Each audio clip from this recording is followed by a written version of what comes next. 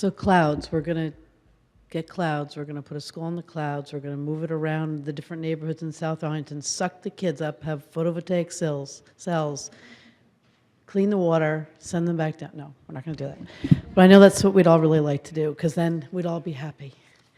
On April 30th, the superintendent gave an update on our quest to put a school in South Arlington.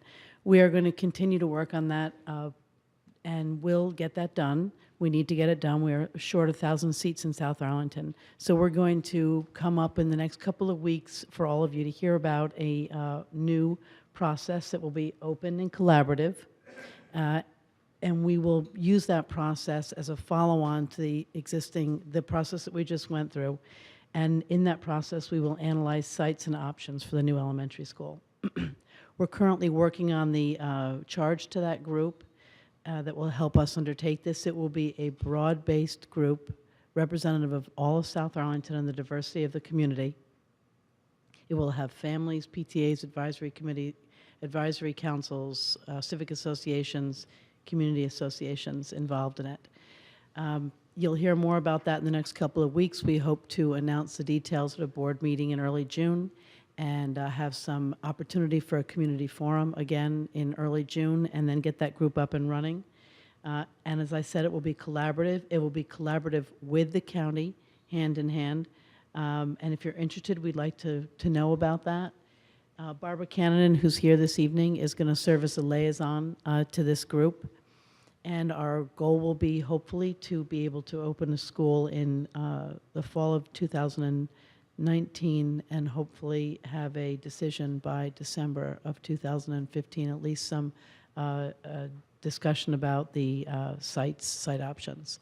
So I don't mean to be quite so vague, but we really took to heart a lot of the work that this group has done and a lot of the recommendations that came from the community, and we really want this to be a process, and we think it can be. We think there's a lot of really good information that's already there that we simply need to work through with the community and come to a consensus about the best location or locations. We may eventually need more than one site for an elementary school, and I know we are very, very grateful for the work this group is doing, because we believe this is the foundation for how we're going to be making decisions going forward, and we're hoping to go through a really solid process, at least on a school, that dovetails with this group. I still like the cloud idea. And I just wanted to mention one other thing, just a point I'd like to make. This is a personal note. In addition to thanking you all for doing this work, because we really needed this to happen, it will help us all. As I think we've all learned, there is no perfect site. There are no perfect sites anywhere in Arlington. There are no new huge chunks of land to build schools. And it's going to take compromise, adaptability. I put the words adaptability, creativity, and flexibility. So I think we are really in an unprecedented time in the schools. I don't think we've been in this situation since the 70s. I've talked to a lot of previous school board members and have been scanning back as far as I can go to find out when this happened last, and it was about the time when Jefferson was built. So understand that it's a huge process. It's not going to be perfect, and now that you all have this background, it will be really helpful if you can partner with us to help us make good decisions that are acceptable and useful to the community. Thanks. Thank you very much. I also wanted to mention Barbara Cannon's here, and John Weistat, County Board Member John Weistat. So thank you for joining us. So we are going to take a few questions, and then we're going to move to the table discussions, because we really do want your feedback on this.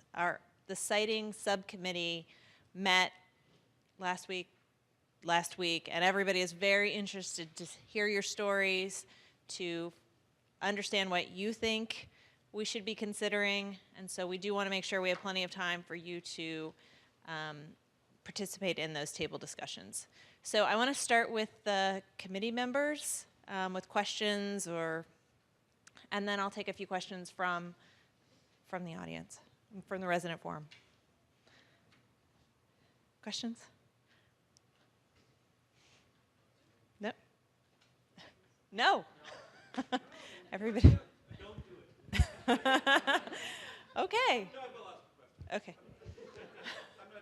I'm not sure who I'm asking this question to, except for maybe the room. But I guess what I learned through watching these processes and seeing these timelines in black and white and being really kind of depressed by them is that these community processes take time. And when we try to say, let's do one quick for this TJ site, what a disaster that was. So as we looked forward to our facilities challenges that we're trying to approach here, and some of which are relatively urgent, is it realistic to think that we can make decisions quickly? Is there a process where we can fast track these things? Or is it just going to take us 15 years to figure out what we're going to build on that site across the street? I mean, is there, I guess, and again, I'm not really sure who I'm asking this question to, other than a sense of frustration that I would love to get some reflection on whether that's just how long these things take, and if we can't do them faster. We're talking about that in the siting subcommittee right now, and so we'd love to hear. As I think the Arlington Mill story indicates, if you involve the private sector and you have to deal with market factors, it takes longer, and that's not in your control. But if you are doing a evaluation and planning for a publicly owned property and you're prepared to spend public money, you can probably do it, if it's set up right, fairly expeditiously. You have to be willing to process a lot of information fairly quickly. You have to have staff support who can run charrettes and have conversations, and you have to have a collaboratively minded community. But I think it's not a matter of 15 years. I mean, the whole TJ discussion was from mid-September until the end of January. It's relatively no time for Arlington processes. Sandra? I don't know who I'm asking this question to either. Is there a similar process for Fire Station number 8, like the one that was in Cherrydale going on now? Is there a staff person or anyone that would like to comment on Fire Station 8? Yes, there is. Yes, there is a public process planned, and it'll be divided. As most of you know, the county already owns a piece of land at 26 and Old Dominion. And in the capital improvement plan, we talked about increasing the capacity of the salt storage there. And in the capital improvement plan, there was a parallel project to relocate Fire Station 8. And yes, there is a plan to have a community process to involve the stakeholders in that neighborhood and the surrounding areas to talk about what our options are on where to put the fire station. There is no conclusion today on where it will go, but within the criteria are the need to meet the needs we have to move the fire station further north in Arlington. We'll review with the community what we perceive the options are and be open to input on other sites. A fire station will require about 1 acre to 1.5 acres of land. And the question is, like all of the other sites, all the other issues we've talked about, where do we find the land and what's an appropriate choice for the county and the community as a whole, both in terms of function and cost. Thank you. Any other community study member questions? Okay, we'll take just a couple from the audience, then we'll move on.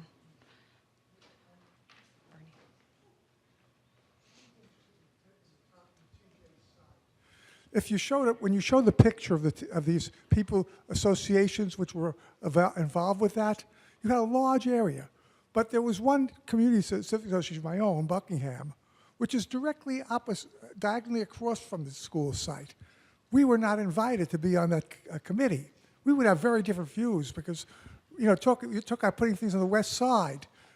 That means developing along Glebe Road and making a focus for development to spread into our neighborhood.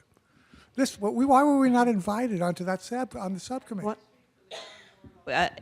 I think that's outside of Well, this but group's it's knowledge basic, base. he said.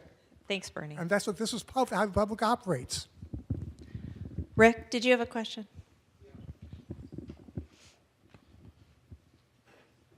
Rick Epstein. I've been told first that the land on which the Arlington Mill project was built was purchased through park bond funds. So my first question, is that true? And if it was voted on for park usage, how did it end up being used for housing? Jen, do you know?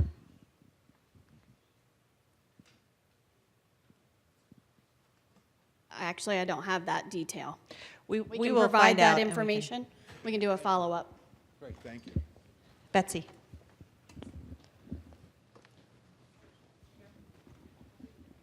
Thank you. Betsy Fornash from ODCA. I guess I'm just struck in seeing the presentations that we have to keep learning the same lessons over and over again. And it's great, and but when you watch the process, they're pretty self-evident. And yet, and it's pretty clear that while it's time-consuming to have public involvement, it's a lot more time-consuming to spend a couple years making a plan and having it stopped and going and starting over again. So I guess I'm just kind of curious, maybe the people who've been through this have some perspective, or maybe this is just something for us to think about as we have our discussions. I mean, it seems to me somehow the missing link is institutionalizing these lessons and somehow, having incentives in place so that the community is involved from the start of the decision making, that that information is shared, that people aren't blindsided by decisions, and somehow that's the crux of what we need to get at in this process. So, Well, hopefully that's what we're going to come up with, is an institutionalized plan that everybody agrees on. Oh, yes. One of the points I wanted to make early on before I was talking about my cloud schools is exactly that point. I've done community engagement work my entire life. And one lesson I learned early on is if you ever try to go faster than the community will always take you back to that point where they didn't understand or didn't buy in. So it's best to take the time up front to set the table, basically, and then invite everybody to come eat and play together. Yes. Sandra Borden. I have a comment to make about Arlington Mills, and I know I love the facility. I go twice a week, and I know it has empty space. And during the presentation, they slid over about the library. I would like that put back on the list to potentially put a library there. I think it'd be used quite a bit, and I myself would use it, even though I don't live anywhere near that community. That would be much more convenient for me. Sarah.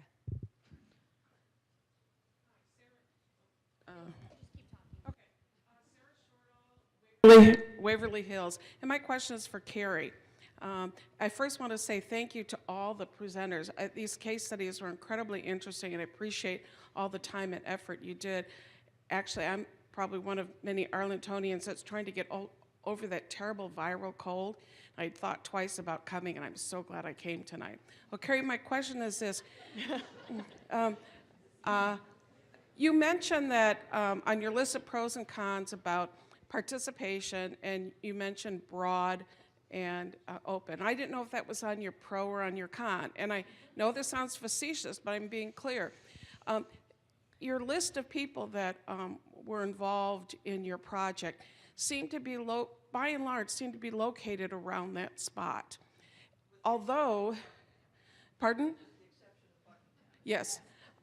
Although the decisions that would be made could have large impacts on communities and associations that are actually not located in that area, but the outcome of the decision could affect them, and I'll give you an example.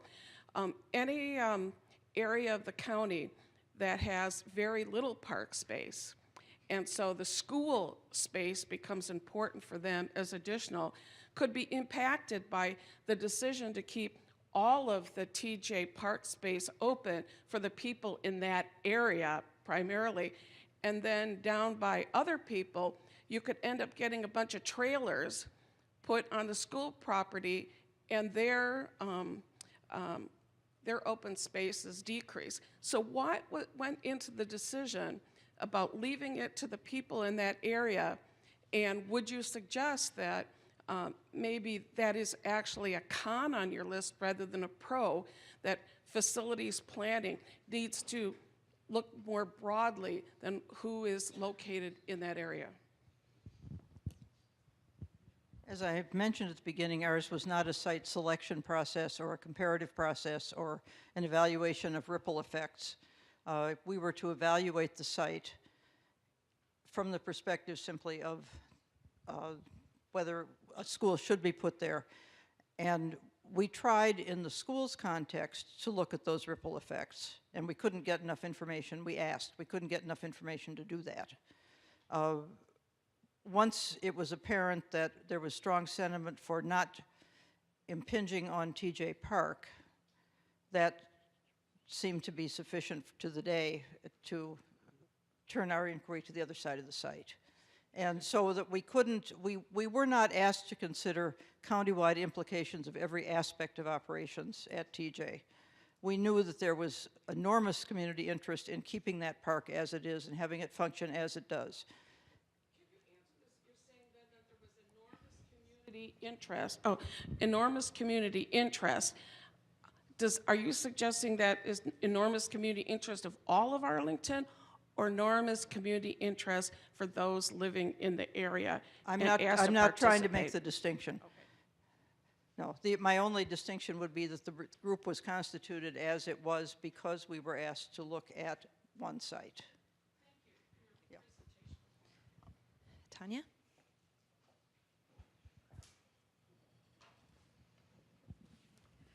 Hi, I'm Tonya Talento. I had a question. Is there a website or a one page that you can go to in Arlington County that shows all of the siting projects in process? For instance, I've heard through about Fire Station 8, but it's really been through this committee, and I'm not far from there. So I'm just trying, and if not, is it something that we can do so that community members like the gentleman from Buckingham would say, hey, there's a siting process. Why am I not invited? Let me email the county and say I have an interest or something like that, especially where we are now. Jen? It's not in one particular location, it's more project-based, but we can take that feedback and talk internally. Sarah? Well, I would just like to say, and I was peripherally involved in the TJ process because I represent my civic association in some of those discussions, but I think that there was a very critical thing, positive thing that came out of that collaborative process.